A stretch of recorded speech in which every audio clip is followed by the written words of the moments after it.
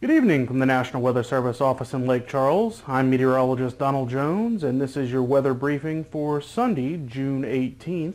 It's Father's Day, so happy Father's Day to all the fathers out there. Unfortunately, we do have some weather to contend with this week, and it looks like it may come in the form of a tropical system. You know, it is middle of June, so it is hurricane season. So let's go ahead and start by taking a look at our potential disturbance here in the Western Caribbean. And as you can see right now, the tropical disturbance in question here, which we're currently dubbing Invest 93, is just a cluster of showers and thunderstorms across the Western Caribbean. It's a very disorganized system, and at least in the short term, it's going to be dealing with some land areas across the Yucatan Peninsula and the western coast of Cuba, which should serve to keep it fairly disorganized, at least for the next 24 hours or so. Now, the system is forecast to gradually make its way into the Gulf of Mexico over the next couple of days, but being as it's such a disorganized system at this point without a well-defined circulation, most of the computer guidance and models that we look at to try to determine where a system is ultimately going to go really don't have a very good handle on the evolution of the system. It's really not until we get a well-defined circulation that we can then better anticipate where a system's going to go. So at least for the moment, you can see the areas highlighted in red here in the Gulf. The system could wind up anywhere in this area here over the next 5 days. And with some scenarios pointing it towards the northern Gulf Coast, it's certainly something we're going to have to monitor here as we go through the week. The good news is that this system, regardless of where it winds up, it does appear that it's going to remain a fairly weak system. We don't anticipate, although anything could happen, but at present we don't anticipate it becoming anything more than just a tropical storm at best. The system's actually being driven by something fairly unusual for this time of year, at least in our area. It's actually a cold front. You can see the cold front there. This is for tomorrow. You can see it's actually extending across parts of northern Louisiana near Shreveport. It's going to gradually drop down and may actually push through our area. But the thing about cold fronts when it comes to low pressure areas is it tends to kind of suck them up into them.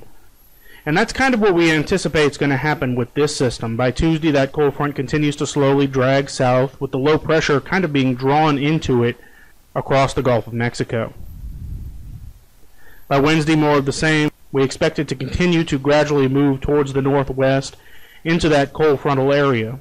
But again, without a well-defined low-level circulation, it's very difficult to pinpoint exactly where the system's going to wind up. Some guidance actually takes it west across the Gulf of Mexico into the Brownsville area or northern Mexico, while others bring it straight into Lake Charles, and even others bringing it over into southeast Louisiana or into Mississippi and Alabama. It's really just too early to tell at this point. Here's a look at our forecast rainfall totals for this week, and this is again, very much subject to change depending on the eventual evolution of our tropical system. But this is what the forecast looks like based on a landfalling weak tropical storm across parts of southwest Louisiana.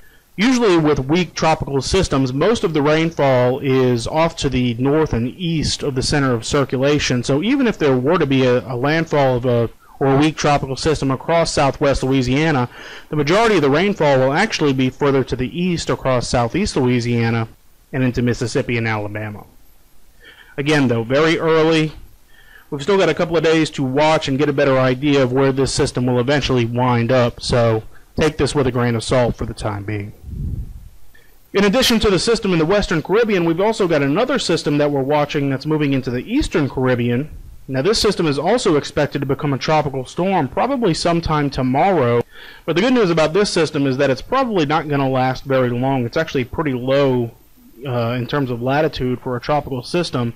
And it's actually going to be interacting with parts of South America before eventually dissipating, as you can see there, by sometime on Wednesday south of Haiti and the Dominican Republic. So we don't expect this system to be much of an issue for us. But there will be some question as to which system reaches tropical storm status first and gets the next name on the list, which is actually the B name, which will be Brett. So to summarize, we've got a tropical disturbance that's forecast to enter the Gulf of Mexico early this week. The disturbance will have the potential to strengthen into a tropical storm, but we don't anticipate it becoming a very strong system at this point. Right now we're just looking at the possibility of a weak tropical storm in the Gulf. The eventual track of the system remains highly uncertain. If it is expected to impact the northern Gulf Coast, it would probably be in that area sometime Wednesday and Thursday, where we could have the potential to see some heavy rains and gusty winds should that track eventually pan out. But we've still got a few days to determine that, and again, very highly uncertain situation at this point. So it'll certainly be something worth watching here over the next couple of days. Make sure you stay up to date. We'll be providing updates each day as long as the threat remains.